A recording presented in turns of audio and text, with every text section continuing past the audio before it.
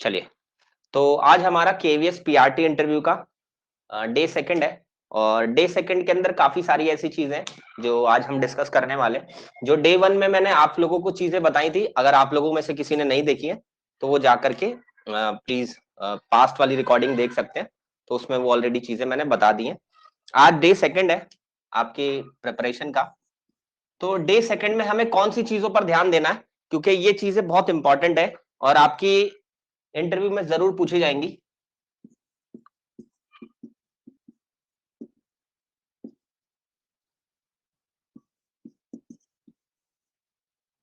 ठीक है, PRT post के लिए। तो आज हम काफी सारे ऐसे क्वेश्चंस को डिस्कस करने वाले हैं जो आपके लिए एक टर्निंग पॉइंट बन सकते हैं आपके इंटरव्यू के अंदर। अब वो टर्निंग पॉइंट कैसे बन सकते हैं, सबसे पहले हम उन क्वेश्चंस के बारे में समझ लेते हैं कि कौन कौन से ऐसे क्वेश्चंस हैं जो आपसे पूछे जाएंगे और वहां पर आपको उसका आंसर करना जरूरी होगा। जैसे फॉर एग्जाम्पल आपसे पूछा जाए कि आप टीचर क्यों बनना चाहते हैं, मतलब आप एज टीचर किस वजह से इस फील्ड में आए हैं, क्या पीछे ऐसे रीजंस रहे हैं।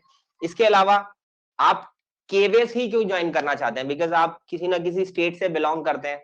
उस स्टेट में भी टीचिंग की काफी सारी पोस्ट निकलती हैं, तो आपने अपनी स्टेट को छोड़ करके एक सेंट्रल गवर्नमेंट की पोस्ट जो कि केंद्रीय विद्यालय की है, इसी को ही क्यों सिलेक्ट किया या इसी के अंदर आपने प्रिपरेशन क्यों स्टार्ट की। क्या आपका एक स्पेसिफिक रीजन है। इसके अलावा आपसे बहुत सारे सिचुएशनल क्वेश्चंस पूछे जाते हैं। फॉर एग्जांपल, अगर बच्चा क्लासरूम के अंदर शोर मचाता है तो आप क्या करेंगे, है ना। या अगर बच्चा डिसिप्लिन नहीं है, रोज कभी होमवर्क करके नहीं लाता, कभी टाइम पर स्कूल नहीं आता, तो अगर बच्चे को आपको डिसिप्लिन सिखाना है या बच्चों को डिसिप्लिन में लाना है तो कैसे आप डिसिप्लिन में लेकर के आएंगे। ऐसे बहुत सारे क्वेश्चंस हैं जिसको आप स्किप करके नहीं चल सकते, जिनका आंसर्स आपको 100% आने चाहिए और आपको सोचना है और लॉजिकली कि हाँ किसका क्या आंसर होना चाहिए। आज हम उसके बारे में ही डिस्कस करेंगे। आज हमारा जो डे सेकंड है वो आपके काफी सारे ऐसे क्वेश्चंस हैं जो हर एक कैंडिडेट से पूछे जाने के चांसेस हैं। इनमें से कोई भी क्वेश्चन आपसे पूछा जा सकता है। तो वो क्वेश्चंस क्या है, पहले तो क्वेश्चन के बारे में डिस्कस करते हैं वन बाय वन। तो सबसे पहला क्वेश्चन अगर मैं आप लोगों के सामने रखता हूं, आप शिक्षक क्यों बनना चाहते हैं। आप लोगों का अपना अपना रिप्लाई होगा, ठीक है, लेकिन उस रिप्लाई को किस सांचे के अंदर या किस फ्रेम के अंदर आपको आंसर करना है वो मैं सिर्फ आपको आज बताने वाला हूं। तो सबसे पहला है, आप शिक्षक क्यों बनना चाहते हैं।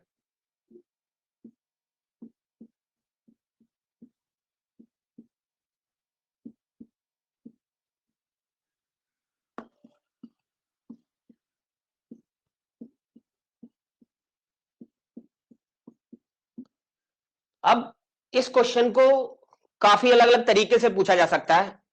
एक तो ये पूछा जा सकता है कि why do you want to become a teacher, या आपने टीचर बनने के बारे में कब सोचा। ऐसा कौन सा एक ऐसा टाइम था जिस टाइम पर आपने ये सोचा कि मुझे टीचर ही बनना चाहिए, तो उसके बारे में भी आपसे पूछा जा सकता है। तो डायरेक्टली अगर मैं आंसर करूं तो इसके पीछे ना उनकी जो कॉन्सेप्शन है ना वो ये है कि आपसे वो ये जानना चाहते हैं कि आप वाकई में टीचिंग के लिए इंटरेस्टेड हैं या नहीं है। मतलब इस क्वेश्चन को पूछने की जो पीछे वजह है वो सिर्फ ये पैशन पहचानने की है कि क्या आपके अंदर टीचिंग का एक पैशन है। बिकॉज बिना किसी पैशन के टीचिंग को कराना मुझे लगता है कि टेम्परेरी बेसिस पर हो सकता है, लेकिन लॉन्ग टर्म में वही पर्सन टीचिंग कर पाता है, क्योंकि मेरा पर्सनल एक्सपीरियंस है, जिसका इंटरेस्ट होता है टीचिंग के अंदर। तो ये वो जानना चाहते हैं कि कोई ऐसी स्पेसिफिक वजह है आपके पास शिक्षक बनने के लिए, या आपने सोचा कि चलो कोई भी प्रोफेशन में तो जाना ही जाना है तो टीचिंग प्रोफेशन बेस्ट है। या आपको किसी ना किसी, जैसे जनरली फीमेल को सोचा जाता है कि भाई आपको टीचिंग फील्ड में जाना चाहिए क्योंकि सबसे सेफ टीचिंग फील्ड मानी जाती है फीमेल कैंडिडेट्स के लिए। तो इस वजह से हम लोग आ गए, या फैमिली प्रेशर में आ गए, या आपको सैलरी अच्छी लगती है। क्या रीजन है आपका, अपना खुद का एक रीजन आपको पता होना चाहिए। वो रीजन क्या है उसके बारे में समझते हैं। सबसे पहली चीज, जब भी आप इसका आंसर करेंगे ना, आप एक स्टोरी बनाएंगे, उसके अंदर एक स्टोरी ऐड करेंगे। अभी मैं आप लोगों को आंसर करके बताता हूं, एक स्टोरी बताऊंगा आपको, फिर आप लोग जज करना कि क्या मेरी स्टोरी सुनने के बाद आपको लगा कि वाकई में मैंने टीचिंग को सिलेक्ट करके अच्छा किया, या आपको इंप्रेसिव लगा कि हाँ जो मेरी स्टोरी है वो कितनी कन्विंसिंग है या नहीं है। इस बारे में भी आप जज कर सकते हैं। तो एक तो चीज, पहले एक स्टोरी शामिल करनी है, एक ऐसा मोमेंट बताना उनको जहां से आपको हिट हुआ कि यार मुझे टीचर बनने की मैंने उस दिन से ही ठान लिया, या कहीं ना कहीं उस बात ने मुझे टीचर बनने पे मजबूर कर दिया। ठीक है, पहली चीज तो ये। दूसरी चीज, कि जब भी आप इस क्वेश्चन का आंसर करेंगे ना, तो आप एक्सप्रेशंस के साथ करेंगे, उसके अंदर आपके इमोशंस दिखाई देने चाहिए, क्योंकि टीचिंग फील्ड एक ऐसी फील्ड है जिसमें अगर आप बिना किसी इमोशन के फील्ड में आते हो या बिना किसी एक्सप्रेशन के आप इस टीचिंग फील्ड में आते हो, तो कहीं ना कहीं ऐसा लगता है कि आप एक अदर प्रोफेशन की तरह इसको ले रहे हैं। ठीक है, तो फीलिंग एंड एक्सप्रेशंस के साथ आपको इस क्वेश्चन को आंसर करना है। थर्ड चीज, आपको ना क्लियर कट बताना है। कई बार होता है ना, स्टूडेंट्स क्या करते हैं कि कंफ्यूज कर देते हैं इंटरव्यूअर को, 3-4 स्टोरी बताते हैं, हाँ सर मैंने ये सोचा था, फिर मैंने ऐसा सोचा, फिर ये कर लिया, फिर मैंने ऐसा सोचा, फिर वो कर लिया। कंफ्यूज मत करना, टू द पॉइंट आना, मतलब क्लियर कट इसका आंसर करने की कोशिश करना। अभी मैं आपको आंसर करूंगा कैसे इसको आंसर करते हैं। ठीक है, इसके अलावा जब भी आप इस क्वेश्चन को आंसर करें या इससे रिलेटेड कोई भी क्वेश्चन हो सकता है, कुछ भी चेंज करके आपको दिया जा सकता है, तो उस क्वेश्चन को पहले सबसे पहले समझो कि एक्चुअली ये जानना क्या चाहते हैं। जैसे मैंने यहां पर क्वेश्चन में बोला कि आप शिक्षक क्यों बनना चाहते हो, है ना। अब यहां पर वो जानना चाह रहा है कारण, रीजन, तो स्पेसिफिकली आपको उस रीजन को आंसर करना है जो भी क्वेश्चन में पूछा जाएगा। अब मैं आपको क्वेश्चन का आंसर करके बताता हूं। ठीक है, फॉर एग्जाम्पल मुझसे मेरे इंटरव्यूअर ने मेरे से पूछा कि why do you want to become a teacher, या आप शिक्षक क्यों बनना चाहते हो। अब मैं इसको आंसर करता हूं। ठीक है सर, एक्चुअली क्या है कि जब मैं छोटा था ना, तो मेरे ब्रदर थे जो अच्छे से लिख पढ़ नहीं पाते थे, तो मेरे पेरेंट्स को जनरली स्कूल्स में बुलाते थे, मेरे जो ब्रदर के टीचर थे, और वहां पर है ना वो मेरे भाई के बारे में या मेरे ब्रदर के बारे में मेरे पेरेंट्स को बताते थे कि देखो आप इस क्लास के अंदर सभी बच्चे पढ़ सकते हैं, लेकिन आपका बच्चा जो है वो ना तो लिख पाता है ढंग से, ना ही पढ़ पाता है। देखिए सभी बच्चों का रिजल्ट आता है, लेकिन इसको मैं कितना भी कोशिश कर लूं, ये कभी भी कोई काम नहीं तो करके लाता है, ना ही ये इसको कोई भी चीज समझ में आती है। तो ऐसा आए दिन होता रहता था, और वो मेरे पेरेंट्स घर पर आकर के जब वो आपस में बात करते तो मैं इस चीज को सुनता था, तो मुझे बड़ा बुरा लगता था। मुझे बड़ा बुरा इसलिए भी लगता था कि जो बच्चा पढ़ना लिखना चाहता है या जो बच्चा पढ़ लिख लेता है उसको तो कोई भी पढ़ा सकता है, लेकिन असली वजह तो तब बनेगी ना हमारी टीचिंग की, जब हम उस बच्चे को भी पढ़ाने के लिए रेडी हो जाए जिसको कोई नहीं पढ़ा सकता। तो कहीं ना कहीं मुझे लगता है कि मुझे इस बात ने हिट किया, और उस बात ने ही मुझे मजबूर किया कि मुझे टीचिंग प्रोफेशन में आना चाहिए। और आज मैं इस बात को बड़ा खुशी से फील करता हूं कि मैं उस बच्चे को पढ़ाना बहुत अच्छा फील करूंगा जिस बच्चे को कोई नहीं पढ़ा सकता, या जिस बच्चे को पढ़ने में प्रॉब्लम है, या जिस बच्चे को लिखने में प्रॉब्लम है, मुझे उस बच्चे को पढ़ा कर, क्योंकि जो बच्चा पढ़ लिख सकता है तो वो तो ऑलरेडी किसी ना किसी के थ्रू पढ़ सकता है, लेकिन जिस बच्चे को कोई भी नहीं पढ़ा सकता उसको पढ़ाने में मुझे लगता है कि मुझे जरूर कदम उठाना चाहिए। दैट्स व्हाई मैं टीचर बनना चाहता हूँ। अब मैंने एक स्टोरी समझाने की कोशिश करी, और उस स्टोरी के अंदर एक्सप्रेशन भी था, इमोशन भी था, क्लियर कट भी था, और मेरा इस टीचिंग प्रोफेशन में आने का रीजन भी था, है ना। अब ऐसे ही करके आपकी भी अपनी एक स्टोरी हो सकती है, आप भी उसके बारे में इंटरव्यूअर को बता सकते हैं। ठीक है, तो ये स्टोरी मैंने आप लोगों को जो सामने रखी है, इस स्टोरी को मैंने टीजीटी पीजीटी वाले इंटरव्यूज में जो बच्चों को भी समझाई थी ये स्टोरी, उसमें से एक बच्चे ने इस स्टोरी को बताया था इंटरव्यूअर के सामने, तो उस बच्चे को इंटरव्यूअर की तरफ से थम्स अप मिला था, और उनके जो इमोशन थे ना वो एकदम से बच्चे को इस तरीके से फील हुए कि उनको बहुत ही अच्छी लगी ये स्टोरी, और ये रीजन जान करके बहुत खुशी फील करी उन्होंने। वो बच्चा भी बहुत ज्यादा खुश था इस चीज को आंसर करके। ये मैंने उसको इंटरव्यू प्रिपरेशन में ही बताई थी। तो ऐसे ही करके बहुत सारी स्टोरीज हो सकती हैं, आपकी अपनी अपनी सेपरेट स्टोरी हो सकती है। ये जो मैंने स्टोरी बताई, ये स्टोरी आप में से अगर किसी के साथ सेट होती है या किसी की लाइफ में फिट होती है, तो जरूर आप लोग इसको शामिल कर सकते हो। लेकिन आप लोगों की लाइफ में भी बहुत ऐसी स्टोरीज होंगी जिसने कहीं ना कहीं आपको टीचर बनाने पर मजबूर किया होगा। अगर नहीं है स्टोरी तो स्टोरी ढूंढो, नहीं फिर भी मिलती है स्टोरी तो मेरे से बात करो, मैं कहीं ना कहीं आपके अंदर की एक स्टोरी निकालूंगा जो इस बात का आंसर करेगी कि आप टीचर क्यों बनना चाहते हैं। ये बहुत ही जरूरी क्वेश्चन है, और इसका आंसर करते समय ये खुद ब खुद पता चल जाता है कि आपके अंदर कितना इंटरेस्ट है टीचिंग को लेकर, कितना आप दूर तक जाने वाले हो, या कौन कौन सी चीजें जो आप फॉलो करते हो। ठीक है, आपकी टीचिंग फिलॉसफी भी इसी से पता चलती है। सर हम अपने आंसर दे सकते हैं, यस आप लोग अपने भी आंसर दे सकते हो अर्जिंदर। और इसके अलावा आप शिक्षक क्यों बनना चाहते हैं, इसके 20 आंसर्स मैंने सभी कैंडिडेट्स को भेजे हुए ऑलरेडी। किसी कैंडिडेट के पास कि आप शिक्षक क्यों बनना चाहते हैं, इसका आंसर अगर आपको देना है तो एटलीस्ट मैंने 20 आंसर सभी को भेजे हुए हैं व्हाट्सएप के थ्रू, और अगर किसी को नहीं भेजे मैंने 20 आंसर्स तो प्लीज मुझे मैसेज कर देना, मैं उसको 20 आंसर्स बता दूंगा कि अगर आपसे ये क्वेश्चन पूछा जा सकता है तो उनमें से 20 में से कोई भी आप आंसर कर सकते हो, या अपनी एक स्टोरी उसके साथ शामिल करोगे तो और बेटरमेंट लेकर के आएगी। तो आई गेस ये वाले पॉइंट को कैसे आंसर करना है इसके बारे में अभी हमने क्लियर कर लिया। अब मूव करते हैं नेक्स्ट क्वेश्चन की तरफ, जो कि इससे भी ज्यादा इंपॉर्टेंट है। क्या? Why do you want to join in KVS, यानी आप केवीएस क्यों ज्वाइन करना चाहते हैं। ठीक है, ये क्वेश्चन जरूर पूछा जाएगा और काफी स्टूडेंट से पूछा जाएगा। अभी एक पीजीटी का इंटरव्यू हुआ था इकोनॉमिक्स का, पीजीटी इकोनॉमिक्स का, वो मेरे कैंडिडेट था।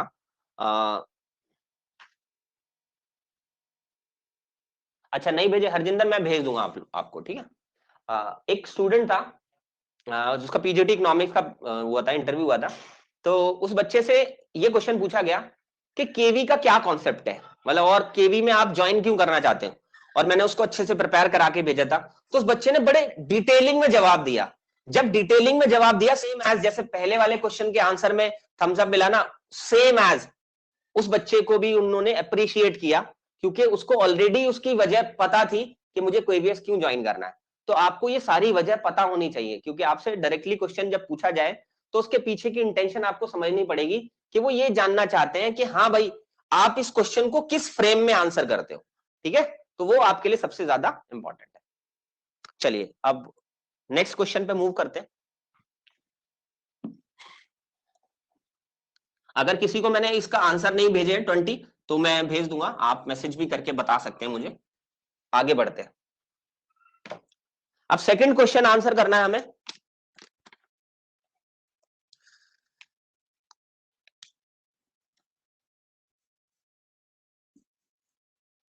आप केवीएस क्यों ज्वाइन करना चाहते हो। ठीक है, जिसको हम इंग्लिश में कह सकते हैं why do you want to join in KVS. आप केवीएस क्यों ज्वाइन करना चाहते हो।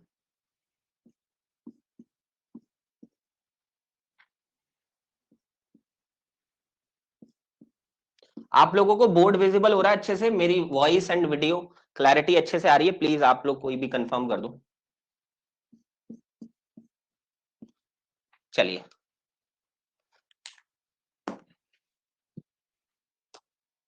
सर प्लीज मुझे भी सेंड कर देना। हाँ जी प्लीज सेंड कर दूंगा मैं आपको। Okay okay Suman, good evening, very good evening Suman. ठीक है आरती, मैं सेंड कर दूंगा आपको। चलिए हाँ, कोई मुझे बता दो वीडियो एंड ऑडियो प्रॉपर आ रही है मेरी। कोई भी कैंडिडेट चैट में बता दो। Yes sir, Audible. Very good. चलिए अब सेकंड क्वेश्चन की तरफ मूव करते हैं। अब सेकंड क्वेश्चन अगर आपसे ये पूछा जाता है, और ये वो क्वेश्चंस हैं जो 101% इनमें से 2 क्वेश्चंस आपसे जरूर पूछे जाएंगे, जितने भी क्वेश्चंस मैं कराऊंगा आपको।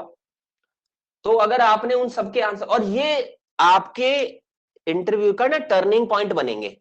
अगर मैं आपसे ये बोलूं कि अगर इसका आंसर उनको पसंद आ गया ना, तो आप समझ लीजिए आप 55 प्लस पर खड़े हो गए, क्योंकि यही आपका जैसे डेमो टीचिंग एक, तो दूसरी चीज सबसे इंपॉर्टेंट इन क्वेश्चंस के आंसर करना, क्योंकि ये पूरी क्लैरिटी दे देते हैं उस कैंडिडेट के बारे में।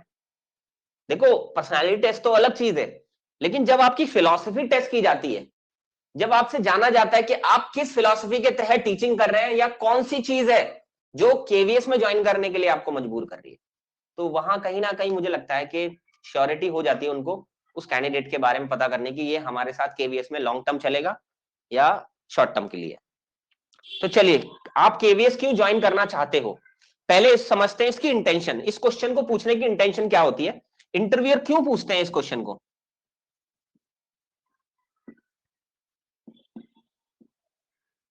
तो इसकी इंटेंशंस ये होती हैं, यानी इसकी इंटेंशन ये होती है कि इंटरव्यूअर चाहता है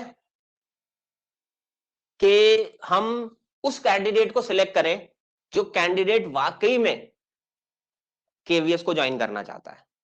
हम ऐसे कैंडिडेट को बिल्कुल भी सिलेक्ट ना करें जो कैंडिडेट शॉर्ट टर्म के लिए आ रहा है या जिसको जॉब कहीं नहीं मिल रही। तो इसमें जो बच्चे का आंसर होगा ना, उससे वो तुरंत आइडिया लगा लेंगे कि ये हमारे साथ कितना टाइम तक चलने वाला है। तो इसको जब आंसर करते हैं, मैंने इंटेंशन बता दी आपको कि इसकी इंटेंशन ये होती है कि जनरली हम ये जानना चाहते हैं कि भाई वो वाकई केवीएस ज्वाइन करने में इंटरेस्टेड है या थोड़े टाइम के लिए, जब तक उसको कोई और जॉब नहीं मिल रही तब तक वो केवीएस का सहारा पकड़ रहा है। क्योंकि जनरली क्या होता है, मैंने देखा जो बच्चे क्या करते हैं कि अपने स्टेट गवर्नमेंट की तैयारी करते हैं, स्टेट गवर्नमेंट की वैकेंसीज नहीं निकलती है तो क्या करते हैं, केवीएस का फॉर्म फिल कर देते हैं।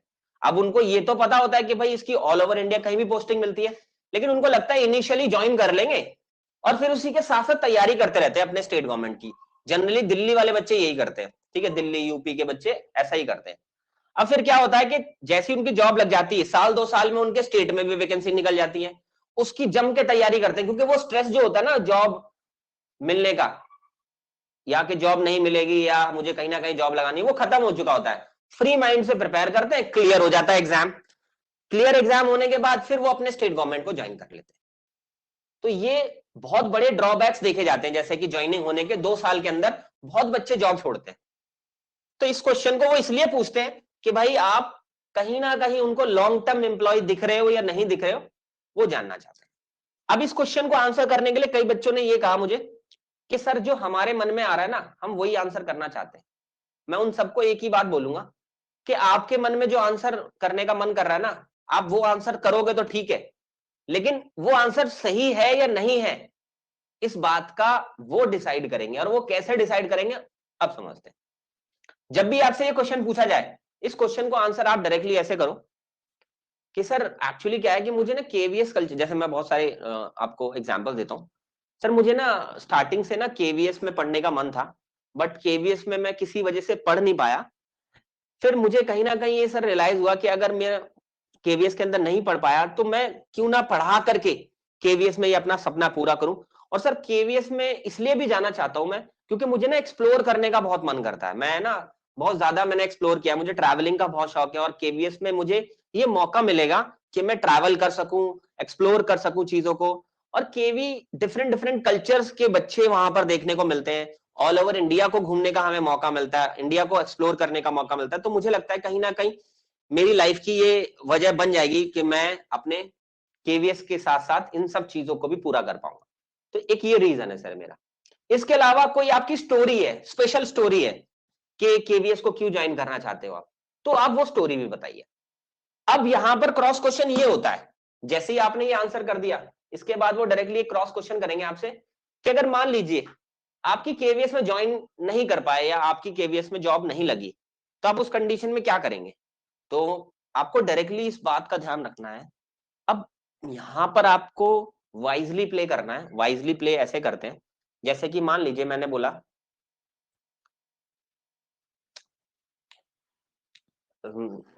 कि सर अगर मेरी जॉब नहीं लगी तो सबसे पहले तो सर मुझे ऐसा लगता है कि इस बार मेरी जॉब लग जाएगी, मुझे इस बात पर कॉन्फिडेंस है।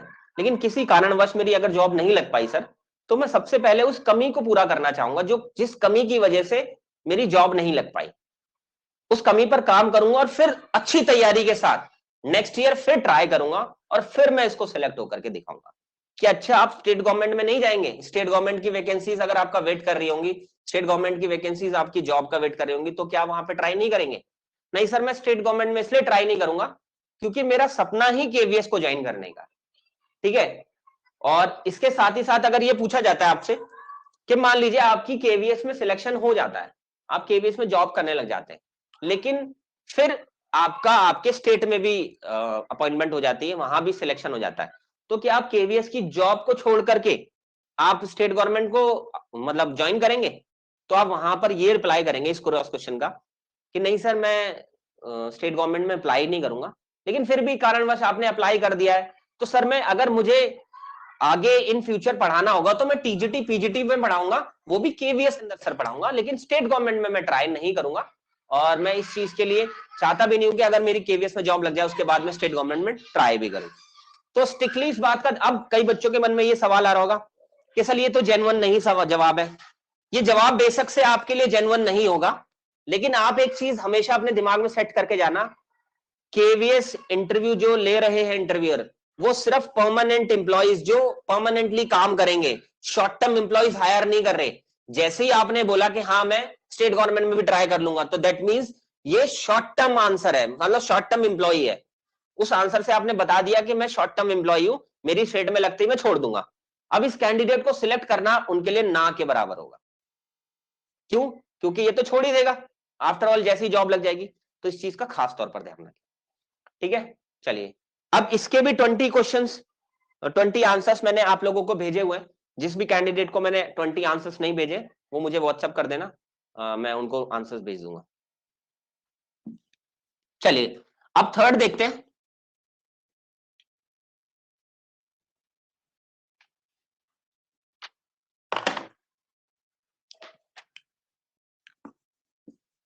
अब सिचुएशनल क्वेश्चन कोई भी आ सकता है। अब काफी सारे सिचुएशनल क्वेश्चंस हैं, उनको समझते हैं। अब सिचुएशनल क्वेश्चन में आपसे ये बोला जाएगा कि मान लीजिए क्लास में बच्चे शोर मचा रहे हैं और आपका पीरियड स्टार्ट होने वाला है, तो आप कैसे बच्चों को शांत करेंगे या कैसे बच्चों का ध्यान अपनी तरफ केंद्रित करेंगे। तो अगर आपसे ये क्वेश्चन पूछा जाता है तो आप डायरेक्टली एक बात बोल सकते हैं, सर मैं जाते ही क्लास में क्लैपिंग करना स्टार्ट कर दूंगी। बोलेंगे क्यों क्लैपिंग करना क्यों स्टार्ट कर दोगे आप? कि सर क्लैपिंग की आवाज सुन के ना बच्चा मेरी तरफ देखेगा और जैसे ही बच्चा मेरी तरफ देखना शुरू करेगा मैं कुछ ना कुछ बोलना स्टार्ट कर दूंगी। तो इस तरीके से बच्चा अगर शोर मचा रहा है, क्लास के अंदर शोर मच रहा है, वहां पर जाकर के आप क्लैपिंग करोगे एज अ टीचर, तो वहां पर बच्चा एकदम से शोर मचाना बंद करके उस तरफ देखेगा जहां पर क्लैपिंग हो रही है। ठीक है, तो ये तरीका आप अपना सकते हो। इसके अलावा अगर आपसे पूछा जाता है कि बच्चा क्लास में नहीं आता है, ठीक है, तो आप क्या करेंगे? काफी दिनों से आप देख रहे हैं कि बच्चा एक एब्सेंट है क्लास में, तो आप सबसे पहले ऐसी कोई भी समस्या आपके सामने रखी जाए, इस समस्या में सबसे पहला आंसर आपको ये कहना है। आप ये मत बोलना कि सर मैं उसके दोस्त से पता करूंगा, ये करूंगा, नहीं सर, सबसे पहले मैं कारण जानने की कोशिश करूंगी। और कारण मैं कैसे जानूंगी कोई बच्चा नहीं आया? तो सर सबसे पहले मैं उसके दोस्त से बात करूंगी जिस बच्चे के पास वो बच्चा बैठता है, कि अच्छा ठीक है वहां से पता नहीं चला आपको सेटिस्फैक्टरी से, अगर सर मुझे वहां से सेटिस्फैक्टरी रिप्लाई नहीं मिलेगा तो फिर मैं उसके बाद जो पेरेंट्स टीचर मीटिंग होती है वहां पर उनके पेरेंट्स से बात करूंगी कि बच्चा जनरली स्कूल्स में कम आता है, क्यों कम आता है, क्या वजह है इसके पीछे। ठीक है, और फिर अगर वहां पर मुझे सेटिस्फैक्टरी जवाब मिल जाएगा तो मैं वहां पर उनकी काउंसलिंग करके समझाऊंगी कि हमें रेगुलर बेसिस पे स्कूल भेजने के क्या फायदे होते हैं, बच्चे को भी और उनके पेरेंट्स को भी। इस तरीके से मैं सॉल्व करूंगा।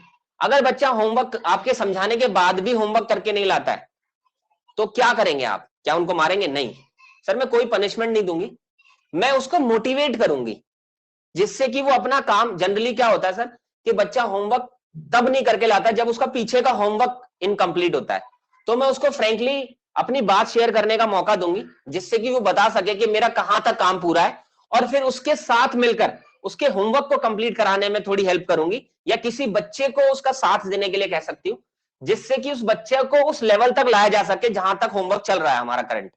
तो हो सकता है फिर उसके बाद बच्चा होमवर्क करना स्टार्ट करे। ऐसे करके बहुत सारी प्रॉब्लम्स है क्लासरूम सिचुएशन की, आगे की क्लासेस में मैं और भी बताऊंगा आपको। ठीक है, आज डायरेक्टली मैंने उन क्वेश्चंस के जवाब के ऊपर आपको फोकस कराने की कोशिश की है जो एक्चुअली में आपसे जरूर पूछे जाएंगे, और ये आपका, आप समझ लो 2-3 क्वेश्चन अगर इससे पूछे गए यही आपका इंटरव्यू डिसाइड कर देंगे। ठीक है, तो आई गेस ये सारी चीजें आपको समझ में आ गई होंगी। आप किसी बच्चे का कोई क्वेश्चन हो तो प्लीज बता दीजिए, अदरवाइज आप सब लोग अपना अपना छोटा छोटा मॉक दे सकते हैं, अपना सेल्फ इंट्रोडक्शन का मॉक दे सकते हैं आप लोग। चलिए एक सेकंड।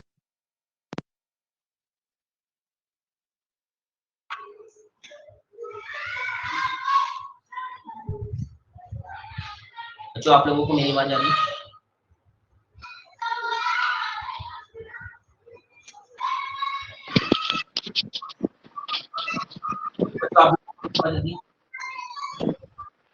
सर मैं D+V के रिगार्डिंग एक क्वेश्चन पूछना चाह रही थी कि मैंने इसमें टेलीग्राम पे पढ़ा कि उसमें D+V में 80% लोग जो होते हैं वो दिल्ली के ही होते हैं, तो अदर स्टेट का चांस कम होता है।